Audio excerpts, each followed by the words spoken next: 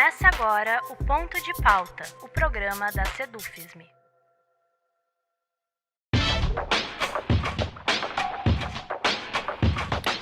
A votação desse domingo, dia 2 de outubro, apontou para um segundo turno na disputa presidencial. Mas embora a decisão sobre o cargo mais importante do país tenha ficado apenas para o dia 30 de outubro, esse domingo já nos ofereceu muitos elementos para a análise. O nosso ponto de pauta de hoje falará um pouco sobre isso. E para tanto temos como convidado José Renato da Silveira, professor do Departamento de Economia e Relações Internacionais da UFSM. Eu sou Rafael Balbueno e o nosso ponto de pauta de hoje é o primeiro turno das eleições de 2022. Professor José Renato, em primeiro lugar, muito obrigado pela disponibilidade em falar conosco. Eu que agradeço, boa tarde, é um grande prazer aqui compartilhar um pouquinho desse momento tão importante para a história republicana brasileira. Professor, para começar, já faz algum tempo que uma série de tensionamentos estão sendo colocados em cena, especialmente pelo presidente Jair Bolsonaro, com o objetivo de questionar o resultado das urnas, levantando suspeitas infundadas sobre o sistema eleitoral. Contudo, desde o resultado de domingo, o presidente Jair Bolsonaro ainda não reivindicou esse discurso e essas mesmas acusações. Esse tensionamento deve ser deixado de lado nesse segundo turno e está esgotado ou abandonado pelo presidente, ou ainda deve ser lançado como recurso em algum momento? Em resumo, o quanto o respeito ao voto e ao resultado das urnas parece estar sacramentado, seja qual for esse resultado? Acho que dois aspectos são fundamentais para se destacar. Esta eleição de 2022 é, de fato, a eleição mais polarizada das últimas eleições presidenciais. Essa eleição ela não se compara a 2010, não se compara a 2014 e também não se compara ainda mais com 2018. Esse tensionamento que ficou marcado principalmente no último debate, um debate que foi pouco propositivo, pouco programático, revelou essa polarização. Essa polarização está acentuada nas ruas, nas redes sociais, e o próprio presidente Bolsonaro, a estratégia do presidente Bolsonaro, ao longo de praticamente todo o seu governo, foi sempre de fazer questionamentos em relação às instituições, à liberdade da imprensa, seguidores, né, os seus sectos, seus asseclas, que sempre diziam para o fechamento do STF, a prisão de juízes do Supremo Tribunal Federal, o fechamento também do Congresso Nacional, de figuras importantes do Congresso Nacional, principalmente ligadas à esquerda. Então, houve um tensionamento durante todo o processo pré-eleitoral e principalmente durante o processo eleitoral. O que é interessante, eu chamo também a atenção em relação a essa eleição também de 2022, e vou explorar um pouquinho mais a sua pergunta, foi uma eleição da estabilidade, porque desde o ano passado nós já sabíamos quem eram os dois favoritos para essa eleição, né? O atual presidente Jair Messias Bolsonaro e o ex-presidente da República, Luiz Inácio Lula da Silva. Então, mesmo antes do sistema pré-eleitoral, quer dizer, entrarmos no pré-eleitoral, nós já sabíamos de fato quem seriam os dois candidatos favoritos. Isso as pesquisas demonstraram, reforçaram essa ideia, né, entre esses dois candidatos, e tivemos então esse embate agora no primeiro turno, em que foi uma surpresa, sem sombra de dúvida. As pesquisas revelavam um outro quadro, né, que se apresentou completamente diferente. Eu acredito que Bolsonaro não mudará o seu estilo, o seu personagem, onde parece que ele está um pouquinho mais comedido, provavelmente teve um sono de rei, né, diante de todos os resultados da eleição, mas acredito que a estratégia, hoje já de manhã, já chegou ao meu conhecimento,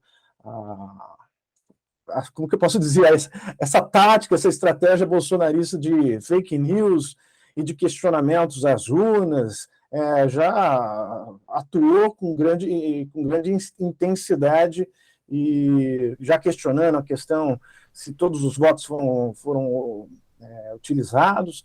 Então, acredito que essa estratégia ainda vai continuar, e numa possível derrota de Bolsonaro, haverá questionamentos nesse sentido também. Certo. Professor, o senhor mencionou agora a questão das pesquisas. Inegavelmente, um dos assuntos mais comentados nesse primeiro turno são as pesquisas de intenção de voto. Afinal, elas apontavam em vários aspectos um cenário bastante diferente.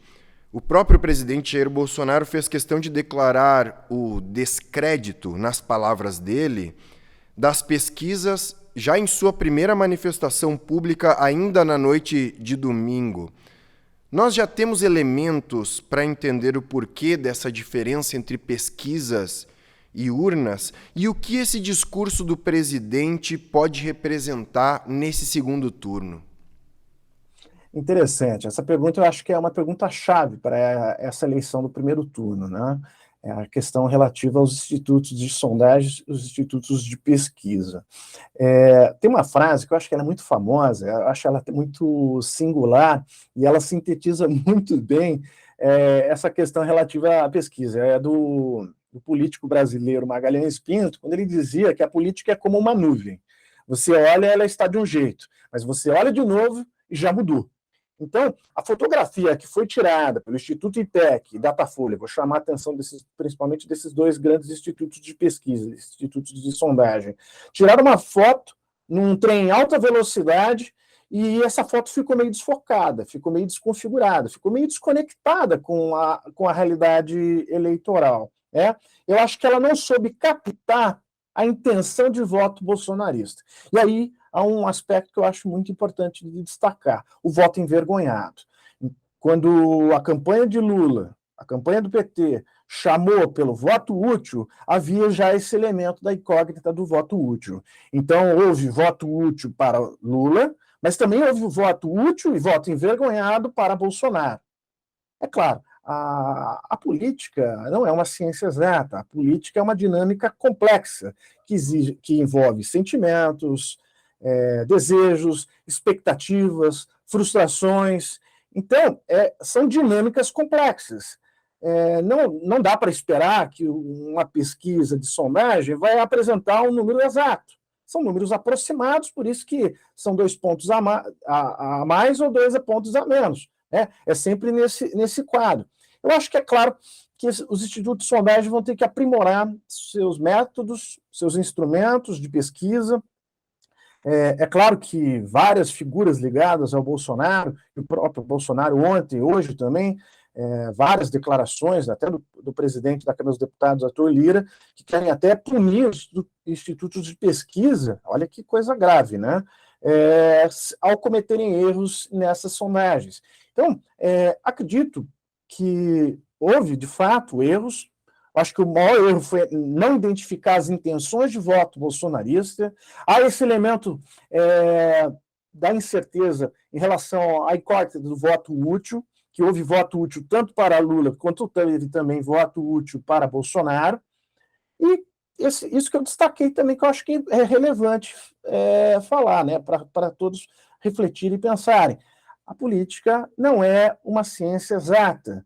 A política é uma dinâmica complexa, que envolve todos esses sentimentos, desejos, expectativas, frustrações, e nesse sentido eu acho um campo magnífico, por isso que eu estudo, gosto de estudar, né?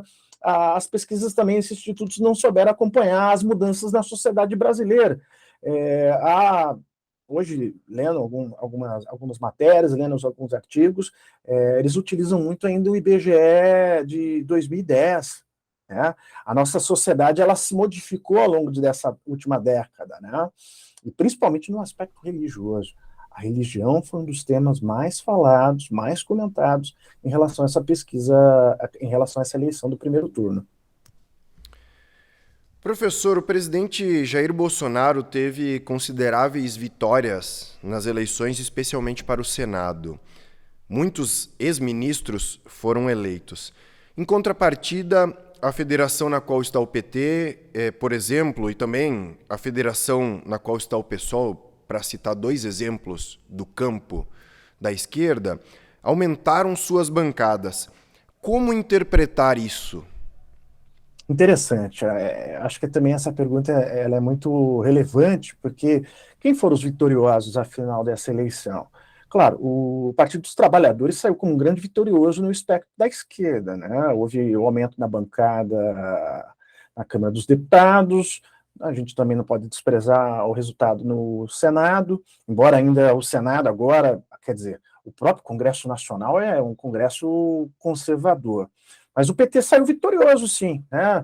Ganhou 3 estados, está na disputa de mais outros 3 estados nesse segundo turno. É o partido que renasceu das cinzas, porque, se lembrarmos, 2018 e 2020 principalmente em relação aos municípios, perdeu inúmeras prefeituras, né? 2018 houve um fenômeno do antipetismo muito forte, do antipetismo e do anti-esquerdismo, né? Em 2018 principalmente. O próprio Jair Messias Bolsonaro, na eleição de 2018, ele surfou na onda do lavajatismo e principalmente do antipetismo. E, é claro, os outros vitoriosos do campo do espectro da direita foi, de fato, o partido do presidente, né, o PL. Elegeu diversas figuras ligadas a ele, ex-ministros, o próprio vice, o atual vice, né, o Mourão, foi eleito como senador aqui do Rio Grande do Sul. Então, foi, de fato, uma vitória estrondosa, né? Porque não foi pouca, foi imensa, né? E é também relevante destacar que várias figuras que eram apoiadores do Bolsonaro, que se tornaram seus detratores, se tornaram desafetos, como Frota, o Weintraub, entre outras figuras, foram defenestrados das urnas, né? Então, veja, ele sai com um partido forte no Congresso Nacional, forma também uma bancada intensa em relação ao Senado. O Congresso Nacional vai ser um congresso cada vez mais conservador, então acredito ainda nessa possibilidade da fusão do União Brasil, lembrando que a União Brasil é a fusão do antigo DEM e do PSL. Agora a possibilidade do União Brasil fundir com o PP.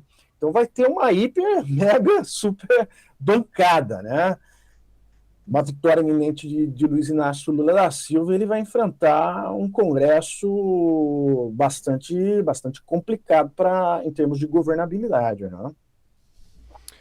Professor, falando então agora justamente sobre essa questão do Congresso e falando também sobre a nossa base da Sedufism.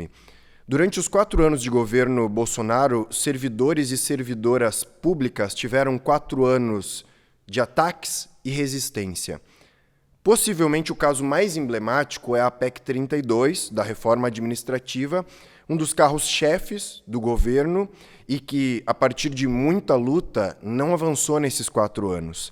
Já é possível ter uma ideia, a partir dessa nova configuração de Câmara e Senado, sobre como devem ser encaradas essas questões tão caras ao serviço público brasileiro?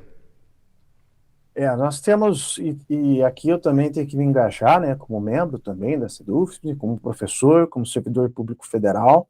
Imagine, suponho, num possível segundo mandato do governo Bolsonaro, a reforma administrativa, diversas reformas que, de fato, afrontarão os nossos direitos, que afrontarão também uma série de perspectivas, né, não só do ensino público federal, mas em outras esferas, porque o governo Bolsonaro ele ficou muito marcado pelo desmonte de políticas públicas e também pela desorganização de diversos âmbitos da administração pública. Na minha concepção, foi uma gestão extremamente desastrosa do ponto de vista público, né?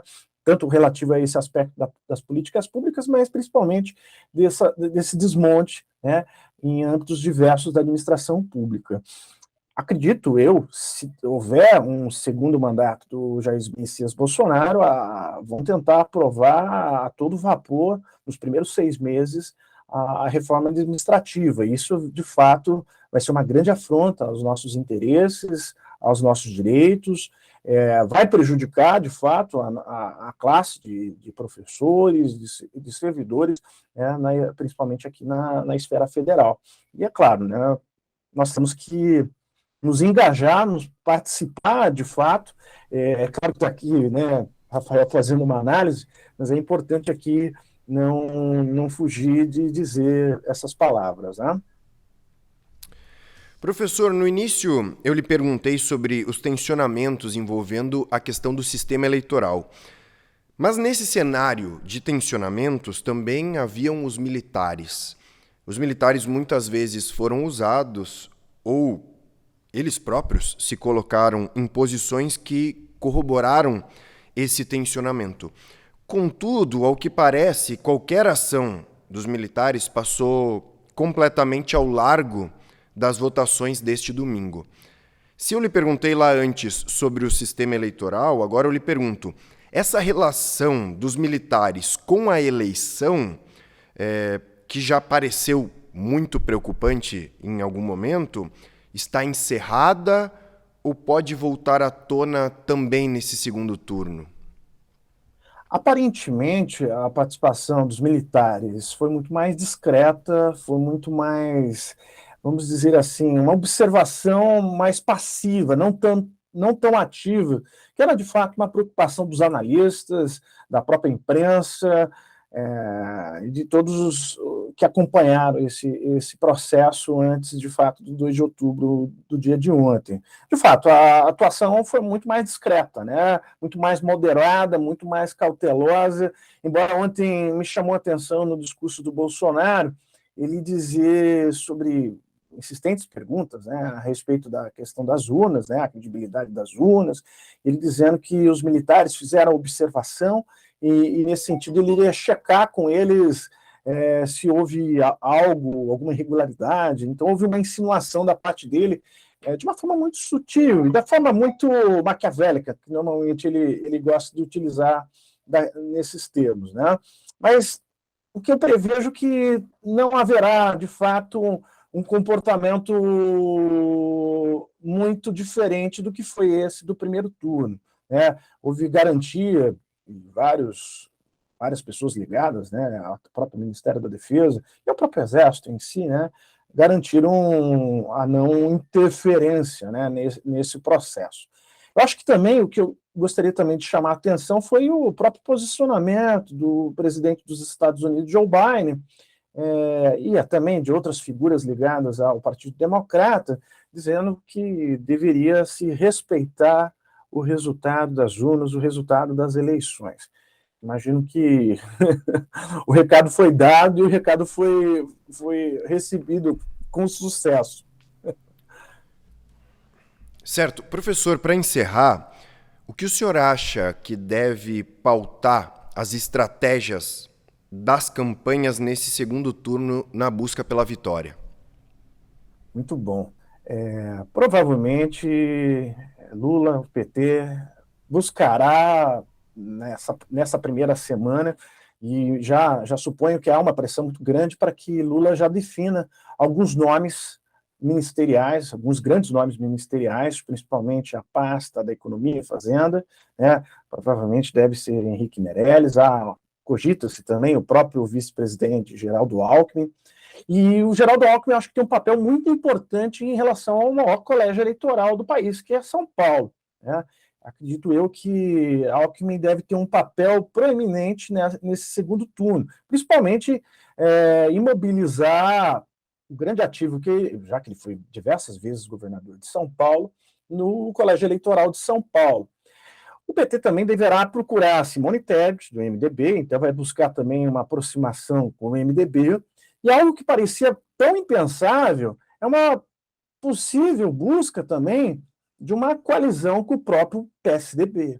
O próprio PSDB o PT deve procurar o PSDB nesse sentido, né? Uma possível também parceria tanto no estado de São Paulo, como também aqui no Rio Grande do Sul. A gente não pode desprezar essa variável. A própria presidente do PT disse que buscaria um diálogo com o PSDB. Então, é possível que, então, o PT, para tentar ganhar mais alguns votos, né, são 6 milhões de votos de diferença, buscar se aproximar do MDB e do PSDB nesse sentido. Acredito eu também que o PDT, do próprio Ciro Gomes, deve também buscar uma aproximação para formar uma grande aliança, né, uma grande onda de partidos de direita, centro e esquerda. Né? A própria definição pelo Geraldo Alckmin veio nesse sentido. Acredito também que Jair Messias Bolsonaro vai olhar com muito carinho ao atual governador de Minas Gerais, reeleito, né, com sucesso, com muito êxito, o Zema, procurando também ganhar mais votos nesse colégio eleitoral, onde ele perdeu, na região sudeste, Minas Gerais, e que normalmente é considerado o colégio eleitoral que define as eleições no Brasil, e isso tem acontecido com grande frequência nas últimas eleições presidenciais. Antes de encerrar, acho importante destacar alguns pontos.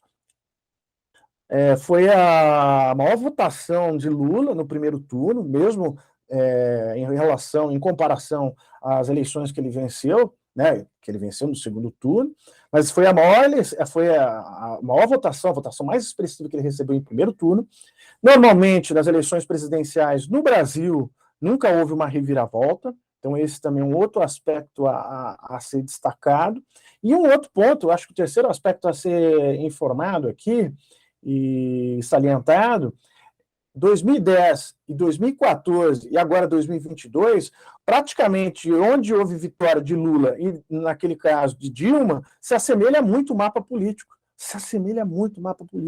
Onde Bolsonaro venceu foi onde Aécio também venceu em 2014. Então veja que coisa curiosa, que coisa emblemática, né? Nós temos um mapa político brasileiro onde praticamente a região Nordeste, alguns estados do Norte e Minas Gerais, no caso lá da Dilma, se não me falha a memória, ela havia ganho no Rio de Janeiro, né? Ela havia ganho no Rio de Janeiro e ganhou também em Minas. Mas agora, praticamente, o mapa político se assemelha muito 2010, 2014 e 2022. Professor José Renato, eu gostaria de agradecer imensamente pela sua atenção e disponibilidade em conversar conosco. Eu que agradeço, valeu muito pelo convite e obrigado pela oportunidade. Certo, assim encerramos aqui o nosso ponto de pauta de hoje, que contou com a presença de José Renato da Silveira, professor do Departamento de Economia e Relações Internacionais da UFSM. Essa edição do Ponto de Pauta, como de costume, estará disponível em vídeo e podcast nas nossas redes sociais e no nosso site. O endereço do nosso site é www.cedufisme.org.br. Obrigado pela audiência e até a próxima.